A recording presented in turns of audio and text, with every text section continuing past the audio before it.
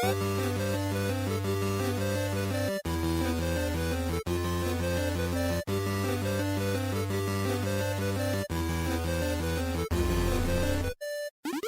Stevivors Friendly Fire Show, episode 230 for the start of March 2023. Time is flying. I'm one of your co-hosts, Steve Wright. Joining me from his studio in sunny... Is it sunny? I don't know. Sunny Adelaide, South Australia.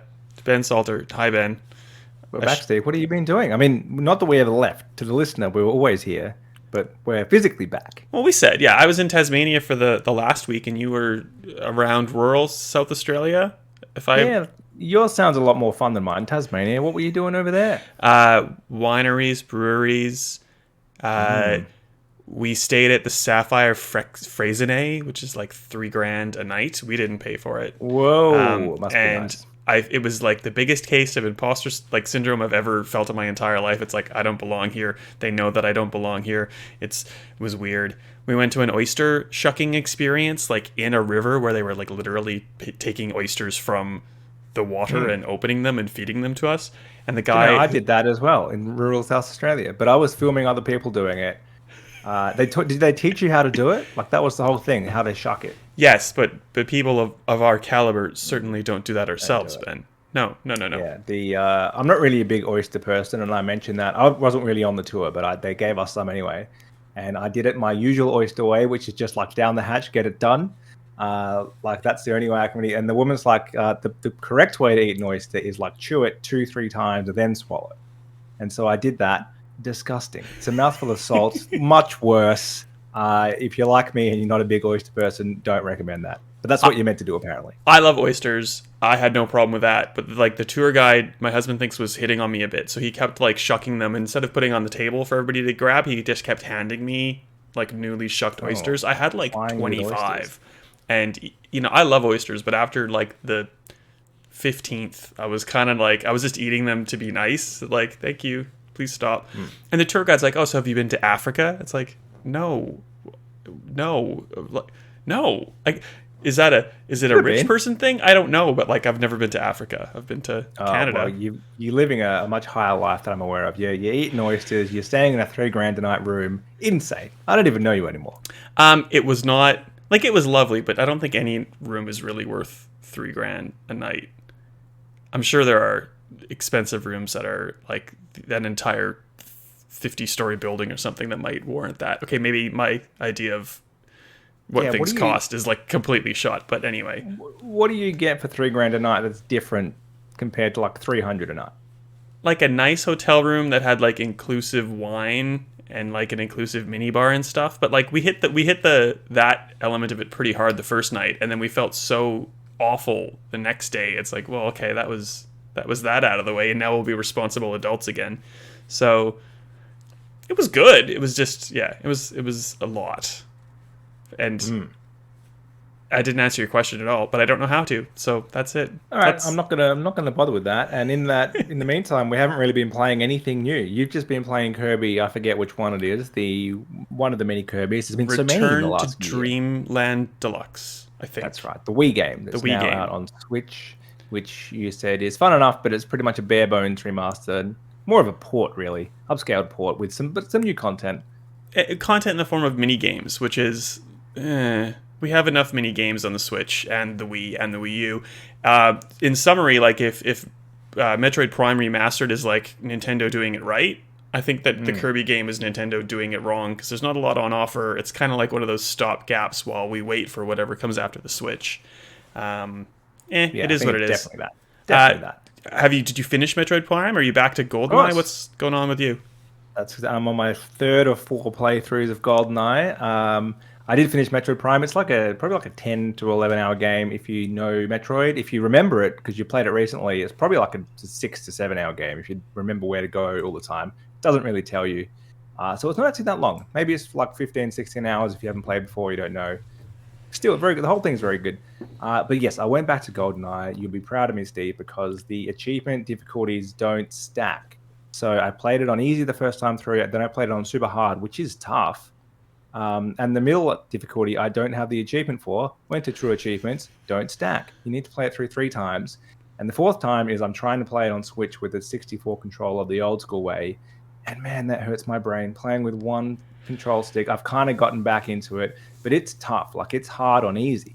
Whereas like playing on the hard mode on Xbox with modern controls, it's like it's eventually doable once you figure out a plan. There's no way I could do that on an N64. So good luck to you if you're playing on Switch. Well, and you've done it on the super hardest, and it would have been nice if everything just kind of fell in line. But at least now you can play your last go, or you have played your last go on Xbox in like a more enjoyable state, I suppose. Yeah, it should be easier. I don't have to do this. I've unlocked all the multiplayer levels, but I would like that achievement. I thought it was going to stack, and it feels incomplete now. It's also pretty quick. Once you remember this game and you know the objectives, I can get through it in like an hour. So that's not too bad. Yeah. I did take an Xbox with me on my trip, and I played like so many Souls-like games. It's weird. You're in a $3,000 a night room and you're playing Xbox.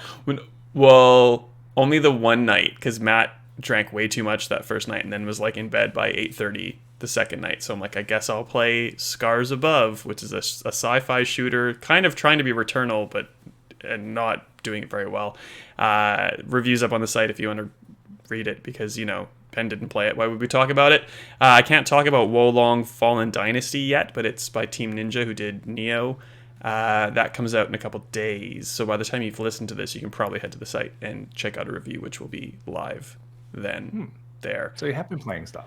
I have been, but I wish I was playing, especially in the case of Scars Above, some good Souls-like. And who better to make a Souls-like than the people who put the souls in Souls-like from Software? Not that we're talking about a Souls game, but we're talking about Elden Ring.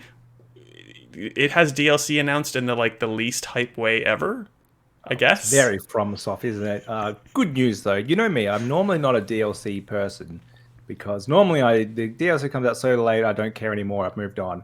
I will definitely be going back for Elden Ring. I've got the 1,000 in it. I need to get the other achievements for the DLC, but also just a great game, and I'm keen to see if I can play it after probably 18-month layoff by the time the SATSI comes out. It's certainly a game that I think we've said many times on this show, you couldn't put down and just pick up again 6 months later. So trying to do it a year later, just pick it up. They're probably not going to have, most games when you do DLC, it's kind of this is how this game works again, in case you forgot. And this is an easy start to it. I think they're going to throw you right in with something pretty tough. So they'll probably change around some button configurations just to keep you on your toes. But I'm excited, and for some reason that kind of makes it more compelling. If anything, I know it's going to be challenging. It's going to be brutal. I'm ready to jump back in. And yeah, it was just pretty much a tweet saying we have DLC coming. They didn't even say when. I don't know if they even said it's DLC. Maybe it's more like an expansion. I think they just kind of said Elden Ring, Shadow of Erdtree. Yeah, I can't remember what the word they used, but yeah, it is DLC. This isn't the first piece, I guess, of DLC technically, because that Coliseum PvP stuff came out, but I think you and I are both definitely not that demographic. So this is some PvE stuff, some core Elden Ring gameplay, and there's a whole bunch of memes because it's Shadow of the Erdtree, and it's oh, I didn't realize they're making a sequel to that Middle-earth franchise. Now it's Shadow of Mordor, Shadow of the Erdtree, very much in that kind of fantasy realm. But yeah, Elden Ring was great. The lore, if you really get stuck into it, was intriguing. It's not Millennia. She was or maybe it is Millennia. It looks like it looks like it revolves around a character with a name starting in M by her hair, as in the only piece of concept art that they've shown. So that has people super excited. Not that I really care about that. I just want to get some more hacky slashy going on. Yeah, very exciting. We don't know anything about it. Not a fact-based show, so we have no facts anyway. I would suspect it's out this year. For them to tweet it now, surely it's out in the next 6 months or so, and they wouldn't go November. I think they probably want it to come out mid-year so that they can release a Game of the Year complete edition, whatever, on disc, full price again, in time for that holiday rush, and it will sell like crazy. 20 million copies sold or something already. This will easily push it up another 10 mil, I'd say. I agree. I wholeheartedly agree. That's not a lot to talk about though, because it was just literally a tweet. It's the thing everyone wanted. That's what happened. So we kind of had a few announcements at the start of the year, things people wanted, which are not that massive, but it's just what people want, and they're happening. So we've got that. The other big thing to happen since we've been away is PlayStation VR 2. I'm going to say came and went. It released and kind of disappeared. Like I haven't heard that Yeah. much about it. It's not I'd the say thing that everybody wants, or maybe they do, but because it has like $1,000 Australian price tag, it's maybe the thing yeah, that people want but aren't necessarily going to get straight away. Good yeah. assessment? Well, you and I, because you've been putting down 3 grand on hotel rooms, you don't have one. I don't have one. Jay on the site did get one, and he's written about it, and he pretty much said it's great. Like it works really well. I think the thing that stuck with me is he doesn't regret buying it at all, and that's kind of a win, I suppose, because I think I definitely would if I bought one, because it's mostly just going to sit in a drawer somewhere. Yeah. But he also wouldn't recommend it. Like it's so expensive that it's very hard. The fact that it costs more than the console, they put the price of the console up, and this thing still costs more than it, and that's with no games. It sounds like playing GT7 in VR is like awesome, and I can see that it would be, but it's kind of like one of those things that I'd like to try somewhere at someone else's house, Yeah. and that's it. I don't think I need to get it. Yeah, it's a tough sell for that cost. And like, cause I got a VR1 sent to me from Sony, and like that was the kind of fun thing. It was people who hadn't experienced VR would come over, and it's like, well, here's like the underwater, you're in a shark cage diving with the sharks experience, and they're like, oh, that's cool. And like the really like adventurous, it'd be like, okay, well, here's the Resident Evil kitchen demo. Have fun with that. And that novelty wore off really quickly for us, and there were so many cables, and it was just a horrible setup, and like you put everything on. I remember I was playing, I think it was Iron Man VR, and I came home and I took off, like I just played for like an hour and a half, and I took off the headset when I was finished, and Matt was just sitting on the couch beside me, and it scared the crap out of me because you can't see or hear. And with VR2, it sounds like a lot of these problems are alleviated because there's only one cable that goes from the console to the headset. You've got the button now that lets you give yourself a view of the room around you, not like just like icons or whatever, like sensors that show you if you're going to hit a wall, but like you can like literally just use the external cameras to see what's around you. All the like concerns about VR1 seem to have been addressed in VR2, but it's still $1,000 unit with a library that has what Jay called, like Horizon Call of the Mountain, a pack-in game that's not a pack-in game that you have to pay for, that is kind of limited. And if it was a pack-in game, probably would have done better in his assessment than something that you're dropping up to $110 for. And a library of VR titles that are largely already on PC, and not a lot of other titles that have been announced. So it's slim pickings right now. And it's like, so who does this cater to? The people who haven't tried VR? Maybe you're better off getting a VR1 because it's the same games or similar. If you're into VR, you probably have a really good PC for it, and you already have most of these games on that platform. It's a bit of a hard sell right now, but that doesn't mean that's not going to change. But I don't know. Yeah, it feels like it's always going to be in that category of like, who's this actually for? And it might be great, and there might be that killer app on it, which is just you need to play this in VR, which then it almost goes the other way if that does happen. If it's like an exclusive game that's only on VR, or it's something which just plays so much better in it, does that then diminish that game for people who are not playing in VR? Which is kind of the same as like what happened with PlayStation Move and what happened with Kinect, and to a lesser extent the Wii Remote, because it was in everything.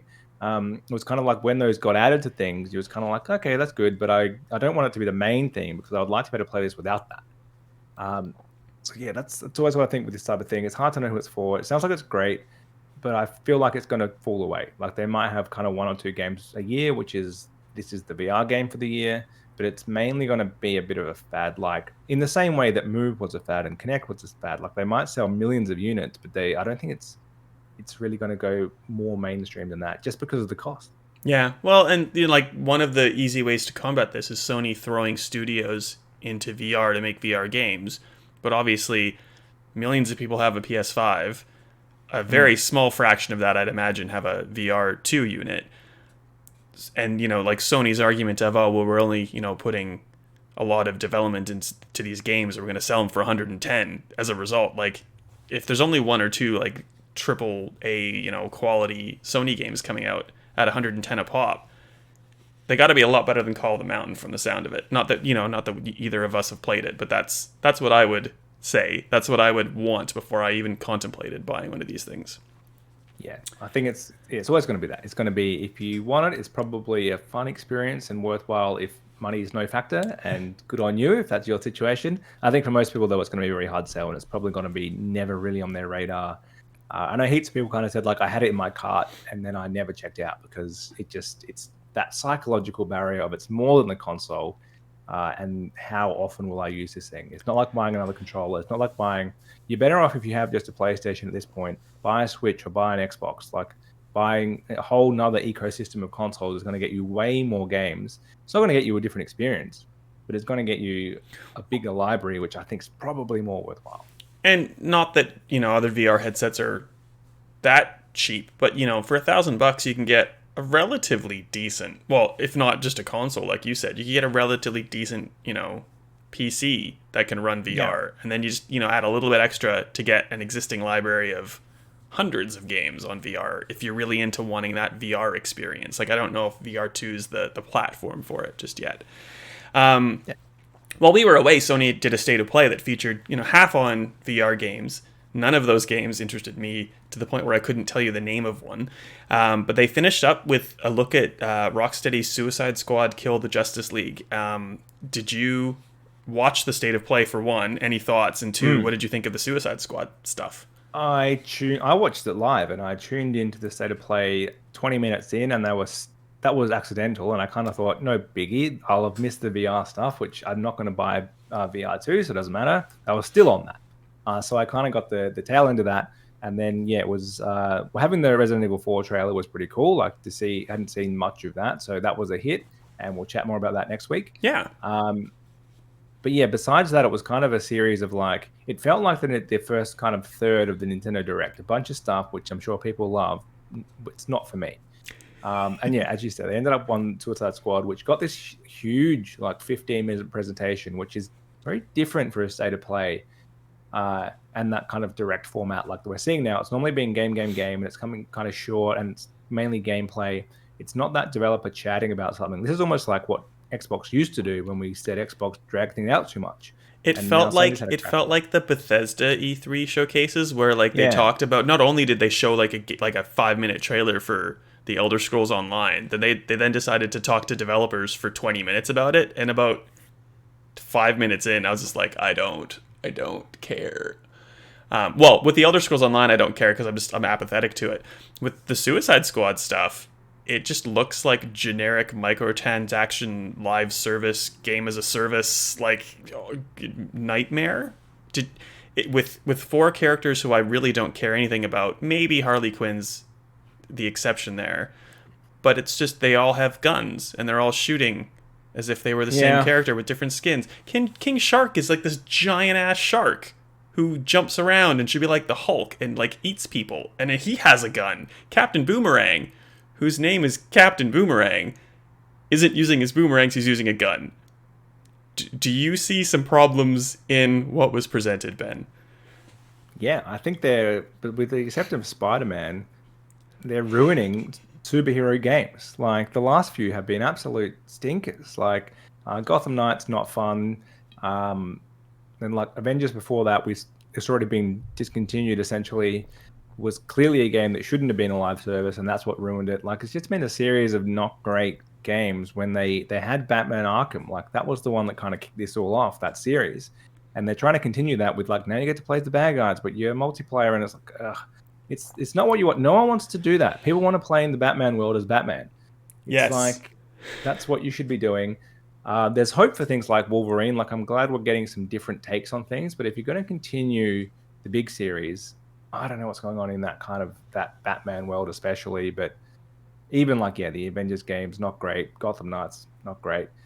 What are they doing? Well, it's those two in particular, and even Gotham Knights to the same extent. They look like, oh, let's be Destiny, and then somewhere through development they're like, oh, we can't do that for some reason or the other, and they try to pull it back, and it's just this weird jumbled mess. Suicide Squad has the need for a persistent online connection, even in single player, just like Gotham Knights. Did Gotham Knights? I can't remember. There's other games that do. Maybe Saints Row. Was that one of the ones that had the same kind of weird thing? None of those games worked out very well. Whereas the Wolverine game coming from Insomniac looks amazing because it's probably going to be like the Spider-Man game from Insomniac. because it's just a single player story where you're controlling someone that you have an invested interest in. Like, and the Suicide Squad, definitely not the case. Rocksteady was supposed to make, well, they could have just made another Batman game. They could have made maybe Gotham Knights without this live service stuff and made it something that I would have liked. They were trying to make a Superman game, which got canceled, and they got put onto this garbage truck fire thing. Not that we've played it, and maybe it's going to be great, but I highly doubt it.